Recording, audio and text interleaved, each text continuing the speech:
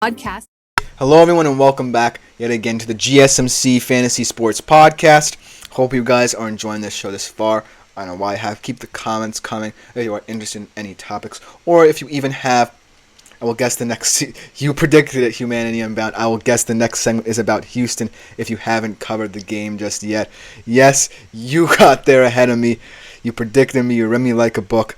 You kind of spoiled my little intro I had for them because of, all the excitement and tension that this group is bringing to the table as we head into kind of this new season, this new horizon for them as the favorites. Yes, sir. Shout out to you, Humanity Unbound. I love you already. One of my favorite new subscribers. Continue with your comments, man. I enjoy this little banter that we're having. But we are going to be talking about the Houston Texans wide receiver rooms. Damn it! I had a whole kind of little introduction to them prepared, but let's just jump right into them without further ado.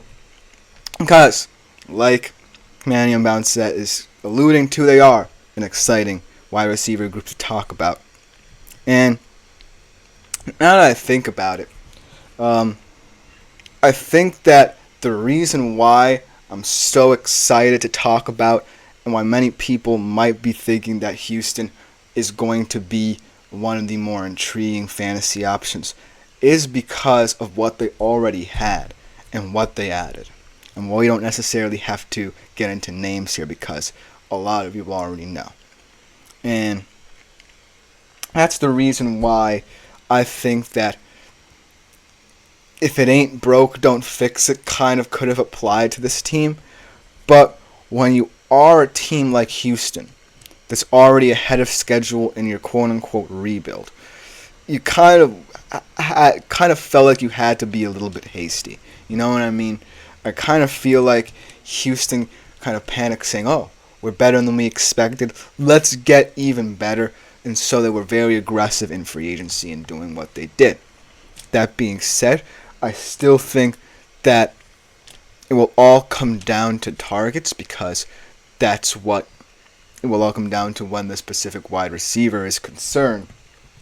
So, without further ado, let's just talk about the Texans wide receiver as a whole. As Poet, Sears, and Sages says, just hope Diggs doesn't start whining if he doesn't get fed. I definitely hope that he doesn't start whining too because I really don't want him to ruin the Texans. They are one of the most exciting teams in the league. And if he does so, it will not help C.J. Stroud's development. It will not help these wide receivers' development. So that's a fantastic point. I hope for his sake that Diggs can reel his emotions in and just work with the team because the destruction he's left behind him wasn't pretty. And I just hope that he can get his head right and get involved into a Texans team that's buying into the identity that Nico Collins, a second-year head coach, and C.J. Stroud, the second-year quarterback, have put in place. So without further ado, let's talk about this wide receivers team. And that's one of the big questions about them that you see right there on my screen. Are the Texans too talented? And the reason why I included the word too here is because I love the Texans' talent. And on paper, talent goes a long way because it adds a lot of intrigue. And especially in fantasy drafts. I've been talking about the Texans a lot in preparation for the fantasy season. I've been talking about guys like Nico Collins. I've been talking about guys like Tank Dell. But I haven't necessarily talked about what the addition of Stefon Diggs does, not just to the talent of this team, not just to the reputation of this team, but to the identity of this team. And that's the most important piece because identity is more important than talent because talent really just stems from your own abilities, but identity stems from buying into others' opinions and abilities. And so this group, I want to love them as perhaps the best wide receiver group, and this is not my complete opinion, but perhaps the best wide receiver group in the league, like a lot of pundits are starting to believe. But you have to remember, the identity that the Houston Texans implemented last year was sans Stefon Diggs. And so I just hope, like Poet, Sears, and Sages is saying, that whatever Stefon Diggs brings with him in terms of the tension goes away throughout the season, because I don't want there to be a rift, because you can't have too much of a good thing, but you also can't risk the potential of your team because of it. So that's the one question that you should think about before, if you haven't drafted already. I know that a lot of drafts are finishing up, but if you haven't drafted already, that's the question you have to think about, because I love this team. But now I have to think about it a lot more differently because of Diggs. As Tapton Learn says, high expectations, they're not sneaking up on anybody this year. And that's another big thing. They are now the hunted. They're not the hunter anymore. And so the swing for the fences, yes, I love it in terms of aggression, but it has to mean something on the field. But let's get into even more questions. As Humanity Brown says, Dell is good, but I wonder how much production he will get since Diggs got paid. That's a good point. I think that Diggs definitely muddies the waters a little bit in terms of target share. We'll talk about that a little bit more. But Tank Dell I really like a lot. Obviously, the whole injury situation, how he's going to look as he come back. But he definitely is an interesting weapon. That being said, I kind of view him more as a flex option in fantasy because of his abilities. It's a route runner, but I don't necessarily think, like you allude to, that he will get much production. Let's talk about Stefon Diggs and what he does and what he brings to this Texans offense. And my real question about him is Diggs a true wide receiver one? Because let's be real here. As Splashbro says, lots of 3 wide receiver sets who our defense is going to double. That's an interesting point as well. I think they're going to double Diggs, but like I'm going to allude to here, I don't necessarily think he deserves that much coverage, to be honest with you, because I don't think of him as the true wide receiver one in this Houston Texans defense. Because last year, let's talk about last year, because with the Buffalo Bills, he might have been a different player. He might be a different player as a Houston Texan. He was 6th in yards per game for the Buffalo Bills. But, and here's the but, through week 9. Because that's when the whole Bills offense kind of shifted to quote-unquote win more games and sneak into the playoffs. And that might have been the subsequent frustration that Stefon Diggs felt. So, that's kind of what I'm saying about what he brings to this offense, because he can be a top 10 wide receiver on his day. But if the Houston Texans aren't giving him as much targets as he demands, will he get tense?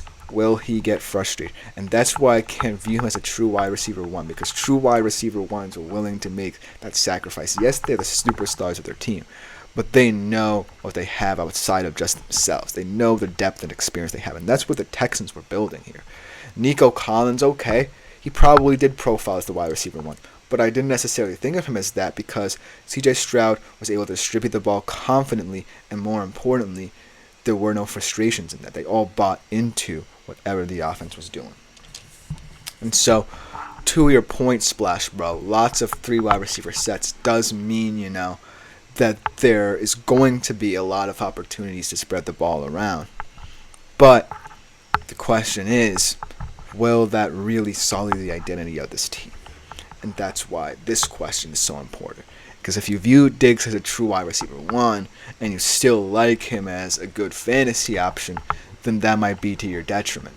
So I'm just trying to allude to Stefon Diggs being kind of one of those players you might have to back away from.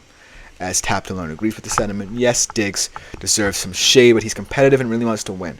If they win, Diggs will quote-unquote behave. Hopefully that's the case, but we'll have to see. But I do want to get into the excitement of this Texans receiving room, the guys I really like in this receiving room. That starts off with Nico Collins.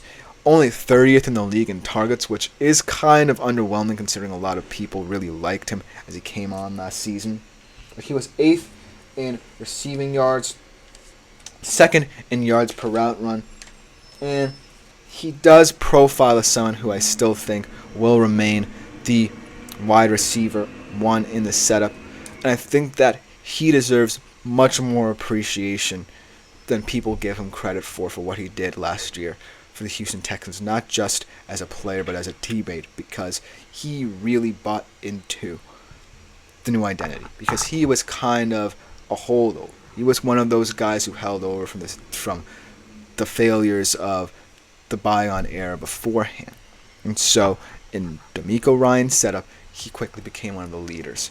And I think that Nico Collins, however he goes, maybe Stefon Diggs goes, because if Stefon Diggs starts listening to Nico Collins, then that means that he's buying in, and maybe those quote-unquote behavioral issues that Tap to Learn is alluding to will not take place. So that's why Nico Collins is so much more important than just a player. And in terms of fantasy, yeah, you like his production, but he also will be an X factor in other Texans receivers' productions as well, because he is the ultimate determinant in how this offense goes. If he's ticking, then this offense is ticking. And that's what I think will happen this season. Nico Collins will still be, and deserves to be, in my humble opinion, the wide receiver one in this offense. But then last but not least, we talked about Tank Dell briefly. He is a very worthy player, very capable, competent player still, in my opinion, for the Houston Texans. He's a worthy end zone threat, wide receiver 3. Yeah, it's not pretty. A lot of people really like him, maybe overrate him a little bit too much. That being said, I still think that he is one of those receivers that if he can maintain his health, because health was an issue last year, and did what he did last year in terms of his production before the injury, then I really like how he's looking. But I can't put him as high as, say, a tier 3 player because of the depth of this wide receiver room. But at the end of the day, it's not all about depth, in my humble opinion, for this team. It's more about what they do with the step and how the culture continues in terms of if they add more and more depth and how it will pan out.